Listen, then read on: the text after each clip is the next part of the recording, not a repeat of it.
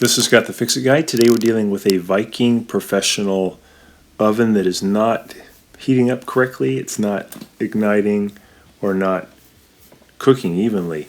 So this one is an example of one that is working. When you set it for heat, you should be able to look down underneath the oven door and see two flames, two igniters that fire up in about 60 seconds, and then two nice blue flames. So that would be an oven that's working correctly. And with this oven, we noticed that wasn't working quite right. Here's an example of an igniter that is working. As soon as you get a call for heat, it starts to glow bright. Here's the one on the left, is an old one that is not working and it just doesn't quite fire up. The one on the right ignites with gas burning. The one on the left took another 20 minutes before it ignited. So that's the case. It's important to replace it with an igniter. Here's a generic igniter that works for this model and is also pretty cheap. You can get it on Amazon. We'll make sure we unplug it or turn off the power at the breaker box. And then we're just going to pull the door straight off. We pull it off at about 45 degrees and then lift up and the door comes out. We're going to remove this bottom panel by removing two Phillips head screws, one on the left, one on the right, so we can get to the wires that hook up to the igniter. So on this model there's two igniters, and if you have uneven baking, it could be that one of them is not working correctly. And if nothing lights up, then you have to replace both of them. So we're going to take out these racks, I'm going to lift this up and then pull it out at the top. Probably wisest to replace both igniters while you're in there because it takes a little bit of time to get to where you can replace the igniter, so it's good just to do them both at the same time. We're going to pull up on the one on the right and then pull it out at the top. And now we'll be able to lift the bottom panel off with the heat deflector. Kind of heavy, so take your time. Pull that off, and then you'll have good access to get to both igniters. So we're pulling the bottom panel out of the way, and there's the igniter on the left and the igniter on the right, and they're just held in by some Phillips head screws. And we're just going to put a little bit of lubricant on the threads. You can use any kind of oil. This stuff works pretty good though. But any kind of like 3-in-1 oil, mineral oil would work. Just put a little bit on each one of the threads. And then we're going to be removing the igniter on the right first. We just have to undo the wires for that igniter and then just spin out those two Phillips head screws. The one on the left is a little bit harder to get to. Takes a little bit more steps, but this one's pretty easy. So we got the screws out, can lift it up, and we just have to remove these two wires that hold it in place, or that give it power. Then we can just pull the whole thing out. And then all we need to do is just cut the wires from the old one and splice them onto the new igniter. The new igniter doesn't come with modular wire connectors, they're just regular wires. So we're going to use the old wire from the old igniter. We're going to cut it off, and then we use these ceramic wire nuts to connect it.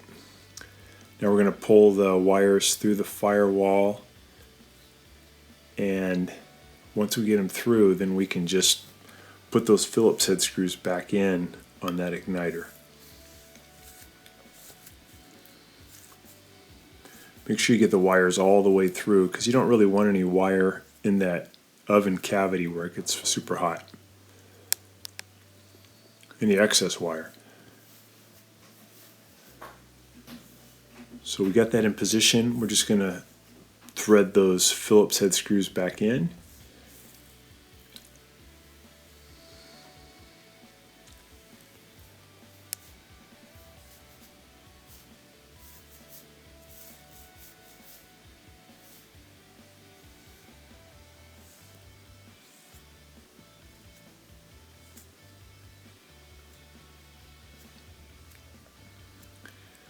And then we'll tighten them down, and then we'll reconnect the two wires that bring power to the igniter. It's really good to do these one at a time so you don't get the wires mixed up. So just one igniter, replace it, and then do the other igniter. So we got the wires hooked back up. We turn it on, and then within a few seconds you should get the glow, should get brighter and brighter, and eventually almost white hot, and then you should get ignition. The one on the left is still the old one, so we can see it's kind of anemic, not doing much, and that's why you get this kind of uneven heating of the oven. So there's the one on the right working good. So now we're going to replace the one on the left, but to do it we're going to remove the burner tube. We have to remove a couple of screws here. They're just Phillips head screws. So we'll just spin those out, and that's going to loosen a bracket that holds in the burner tube or venturi. There's a few more screws on the other side of the burner tube that we'll also remove. And then the bracket just comes right off. Just pull it towards you. Comes off that pin. And we got those two loosened, so just going to remove those screws.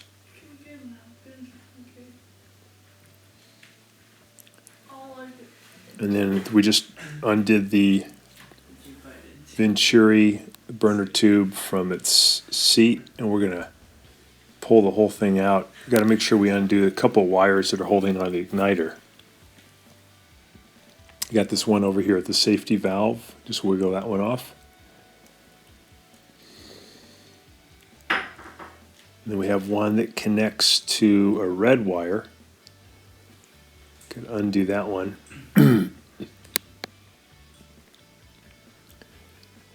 And then you can pull the whole assembly out.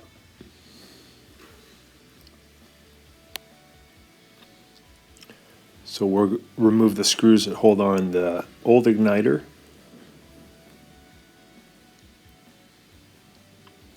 And we can separate that from the burner tube. And we're going to get the new igniter. Here's the new and the old one together. We're going to cut the wires from the old one and then splice them onto the new igniter, just like we did on the first igniter. So just cut those.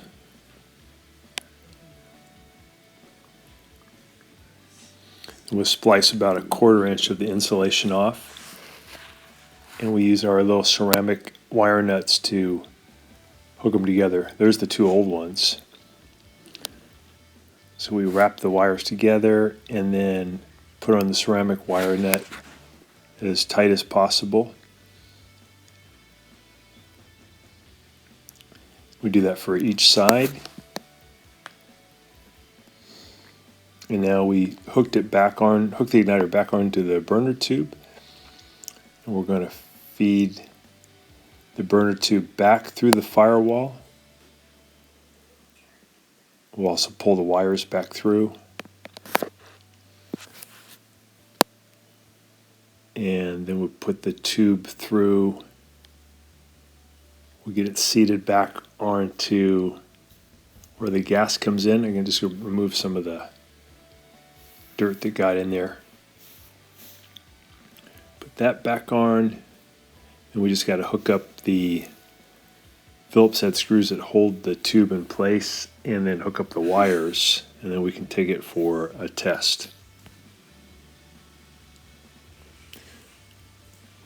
So now we have the bracket in the back in position. We're going to just put those screws back in, 2 Phillips head screws.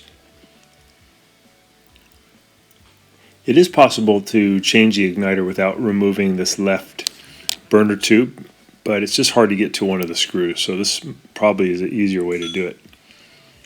So tighten those down.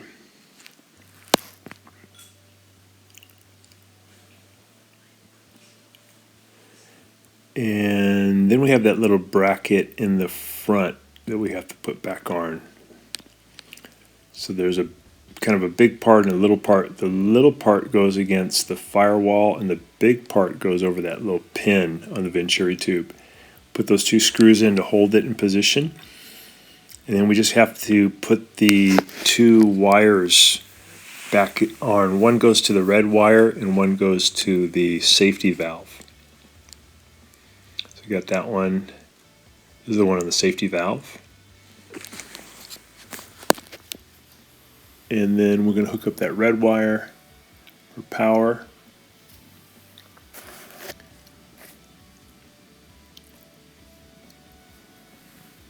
We're just going to tuck away the wires, just kind of get them out of the way.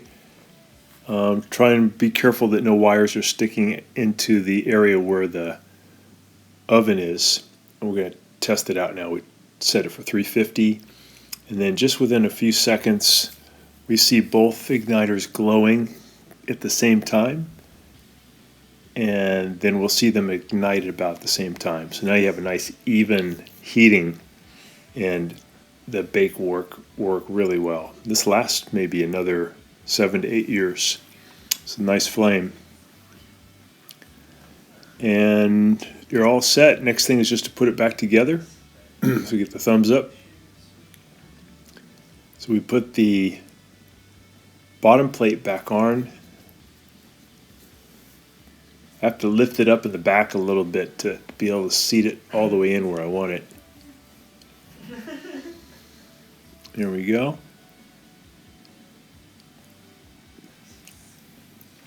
And I'm going to put the grates back in. So I push them in at the top and then set it down.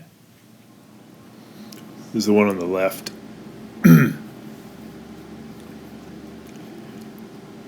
This bottom plate was a little warped, probably got warped during the self-cleaning cycle, so I have to kind of push down hard to get it to be flat, but that's okay. That's pretty common.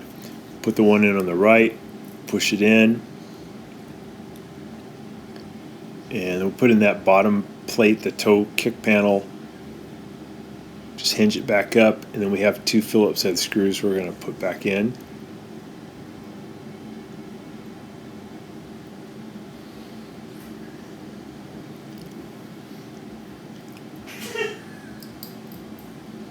Tighten those up.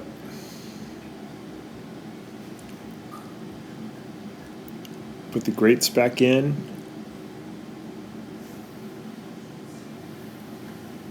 And we want to slide the door back on, but we want to get the little hinge things to be out where it makes it easier to slide on. So I'm going to pull it toward me and then push this little lever down to hold it. You can do it at this 30 degrees, or you can go down to 45 degrees, whatever is easier for you. Either one works. Do the same on the right side.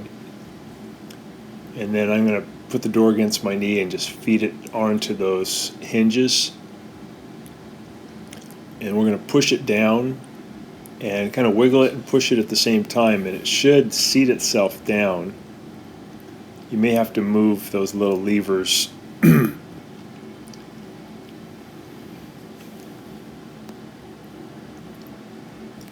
So the oven door's moving really good. It's closing correctly. We'll set our temperature, and then again we can see at the bottom of the door we can see 2 good flames, so we know that it's back working great again.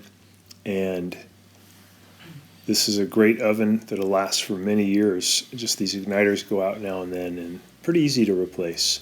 So this is on the Viking Professional. So thanks so much for watching, and please subscribe to our channel when you get a chance.